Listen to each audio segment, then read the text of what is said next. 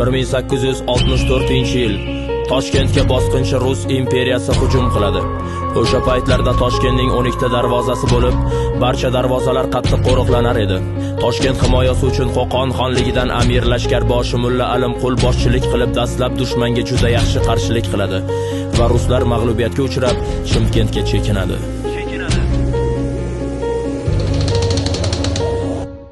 Bostirib keldi yovlar har tomondan soldi qirg'in elga, jangga otlanib yigitlar belbog'i mahkam bog'ladi belga. Erk uchun girdilar jangga tek, shahid ketdi qancha bek. Yigitlarning ko'ksida go'yo qaytib keldi Temurbek. Toshkentning mudofaasin qo'riqlar qahramonlar, sariq mal'un hamlasin qaytarar pahlavonlar. Qirg'iz bo'ldi yondoshim, qozoq bovur qondoshim, tojik yelkama yelka bo'p turkman bo'ldi safdoshim. Ajalga tik boqib qilmoqdamiz jang, vatandan muqaddas bo'lolmas jonimiz. Bilamiz dushman katta holtang, lekin shu zaminga baxshida qonimiz. Toptamasin yov mozorlarimni, madrasalarni etmasin vayron, kuzak qilmasin bahorlarimni. Muqaddas yerimga tikmasin bayroq, ko'zidan olovlar sochib yigitlar. Dushmanga yopirilar chekinma qochma, shahidlar ko'payib uladi itlar. Darvozamizni g'animga ochma, mardlarni bir bora o'larkan jismi. Fido bo'lsin shu yurt uchun joni, el unutmagay ularning ismin. Zaminga oqqadi muqaddas qoni. 1865-yil ruslar tomonidan ikkinchi shturm, ya'ni ikkinchi hujum boshlanadi. Mahalliy xoinlarning ko'rsatmalari bilan ruslar avval Niyozbek qal'asini oladi va Toshkent suv ichadigan Chirchiq daryosi, ya'ni Bo'zsuv to'siladi. Natijada Toshkent 2 oy suvsiz qamal holatida qoladi.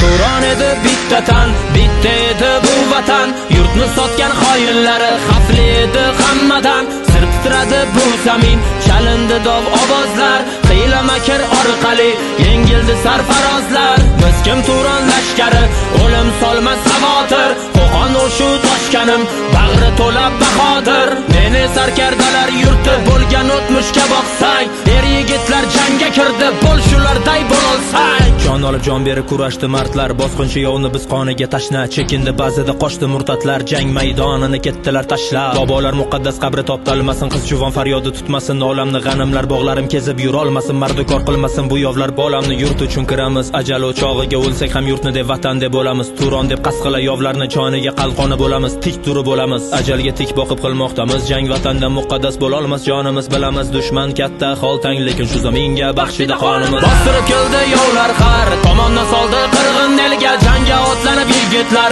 belbog'i mahkam bog'ladi belga. Erk uchun girdilar jangga tek, shahid ketdi qancha bek. Yigitlarning ko'ksida go'yo qaytib keldi Temurbek. Toshkentning mudofaasin qo'riqlar qahramonlar, sariq mal'un hamlasin qaytarar pahlavonlar. Qirg'iz bo'ldi yondoshim, qozoq bovur qondoshim, tojik yelkama yelka bo'p turkman bo'ldi safdoshim. Toshkentni himoya qilgan lashkarboshi qahramonimiz bo'lmish Mulla Alimqul janoblari 1865-yilning may oyida jangda og'ir yaralanib vafot etadi. Vodiydan kelgan sarbozlar Mulla Alimquldan keyin jang qilishdan bosh tortadilar. Shunday qilib, ne qarshiliklarga qaramay, qurol yarog' va iqtisodiy jihatdan dushmandan orqada bo'lsa-da, juda yaxshi qarshilik ko'rsatgan qahramon shahar Toshkent 1865-yil yoz oyida rasman taslim bo'ladi. Vatan oldidagi burchlarini bajarish chog'ida shahid ketgan qahramon yigitlarning yovqir mard bobolarimizni Alloh rahmatiga olgan bo'lsin.